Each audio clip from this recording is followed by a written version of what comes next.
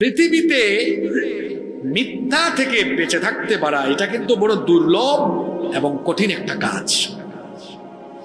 মিথ্যা বলা থেকে বেঁচে থাকতে পারা এটা অনেক বড় কঠিন কাজ। অনেক সময় আমরা মিথ্যা বলেও পাম দেই। মনে করেন কেউ আসছে, একটা জিনিস আপনার দোকান থেকে দেখেছে, ওইটা পরিধান করেছে, তাকে দেখতে যেমনই লাগুক, আপনার মুখের একটা কমন কথা, ফাটাফাটি লাগতেছে আপনাকে, এরকম বলে কি বলে না?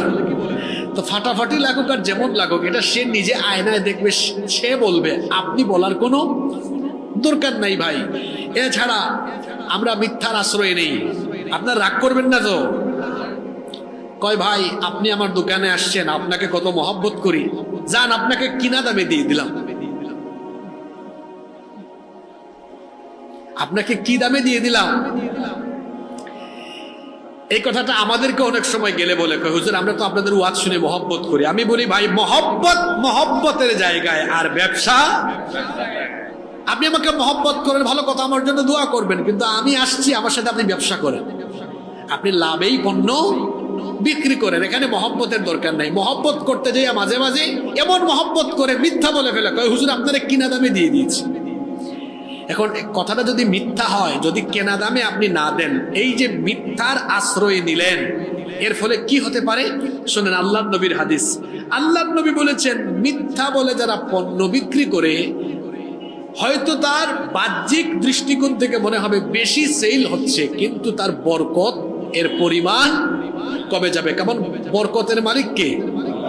বরকতের মালিক আল্লাহ। বরকত হবে না? বলবেন হুজুর এটা আবার কেমন কথা, আমার বিক্রি বেশি হবে, লাভ বেশি হবে, তো বেশি লাভ মানে পকেটে বেশি টাকা, তো বেশি টাকা মানে তো বরকত। ভাই বেশি টাকা থাকলেই বরকত হয় না।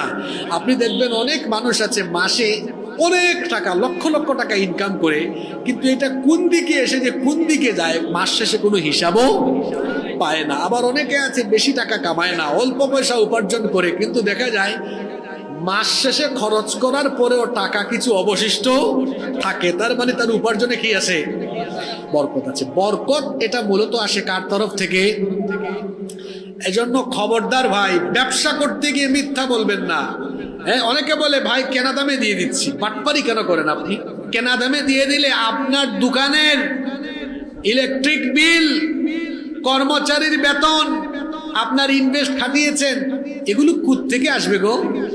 হ্যাঁ, আপনি এভাবে বলেন, আমি আপনাকে মহব্বত করি, মহব্বতের জায়গা থেকে অন্যজনের কাছে একটু বেশি লাভ করি, আপনার থেকে একটু, এটা সুন্দর কথা, অন্যজনের থেকে একটু বেশি লাভ করি, আপনার থেকে একটু কম করবো। এই মিথ্যাটা কেন বলেন যে কেনা দামে দিয়ে দিচ্ছি?